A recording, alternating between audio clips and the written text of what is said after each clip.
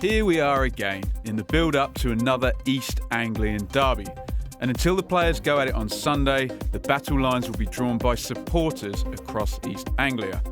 The rivalry between Ipswich and Norwich has existed for decades, with one side never too far away from the other, and the derby match the explosive one-off occasion, allowing temporary bragging rights to the winners.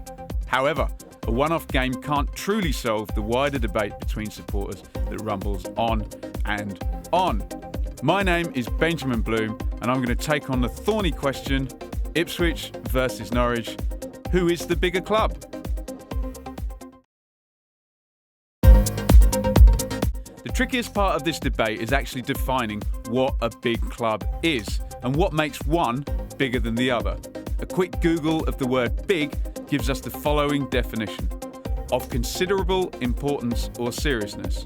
It would stand to reason that the more people who find something important, the more important it is. So the first thing I'll be looking at is the fan bases of the two clubs. Looking at the two grounds, Portman Road holds 30,311 and Carrow Road 27,244. However, before the days of all-seater stadiums, both clubs recorded much bigger record attendances, with Ipswich's 38,010 versus Leeds in 1975, beaten by Norwich's 43,984 against Leicester in 1963. But record attendance and ground size is secondary to the number of bums on seats and eyeballs present week after week. For this, I've calculated each club's average league attendance in the 71 full seasons since World War II. For Ipswich, the average is 18,042. So Norwich come out on top this time with an average post-war league attendance of 19,561. Pretty close though. In terms of fan base, it's difficult to argue against Norwich's being bigger, with Ipswich only leading in terms of size of stadium.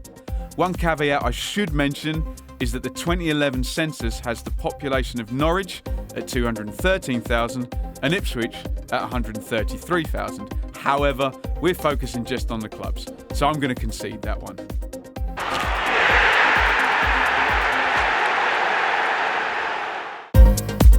Now we've dealt with the fan base, let's talk about the players and each club's performance on the pitch. Going back to that big definition, sporting success is a sure measure of importance or seriousness. So looking at league position would seem a pretty safe metric to judge Ipswich and Norwich by. It's entirely factual and measured over whole seasons at a time.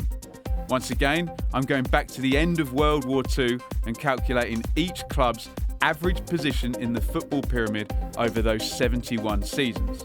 So, out of the 92 clubs, Ipswich's average position is 26.9 and Norwich's 31.5. In today's terms, that puts Ipswich 6th in the Championship and Norwich 11th. Pretty close though. In terms of historical league performance, it's hard to find a metric that puts Norwich on top. Ipswich have spent 26 seasons in the top league to Norwich's 25. And on a head-to-head basis, in the 71 seasons since the war, Ipswich have finished higher than Norwich 46 times to 25. The glory of football isn't entirely predicated on league finish. There is the small matter of trophies too. In their armoury, Ipswich boast an FA Cup in 1978, a UEFA Cup in 1981 and a league title in 1962. This compared to Norwich's 2 League Cup wins in 62 and 85 also puts Ipswich on top in terms of trophies. So we've dealt with the fan bases and the on-pitch results, but is there any way of measuring Ipswich and Norwich's importance and seriousness to the wider footballing world? Well, both clubs have provided England with internationally capped players, Norwich with 7, Ipswich with 12. Ipswich also provided England with their 2 most successful managers, Sir Alf Ramsey and Sir Bobby Robson. Both clubs have represented England in European competition, Ipswich 12 times and Norwich once.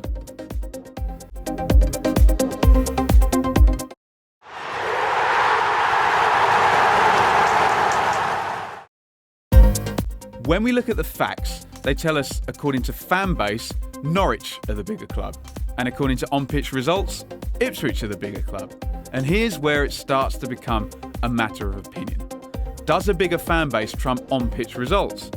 And do historical achievements hold more or less value than current achievements? Despite all the name-calling, the mockery of stars on shirts or participants on honours lists, the rivalry between Ipswich and Norwich burns as strongly as ever in 2018. Whichever way it goes in the future, right now it's close, exciting and relevant. The hard truth tells us that neither club, currently or historically, lies in England's top 20. And in the grand scheme of things, they're both small to medium-sized clubs who have both had highs but are maybe at their natural level now. In conclusion, who is the bigger club? Who cares? Sport is about competition.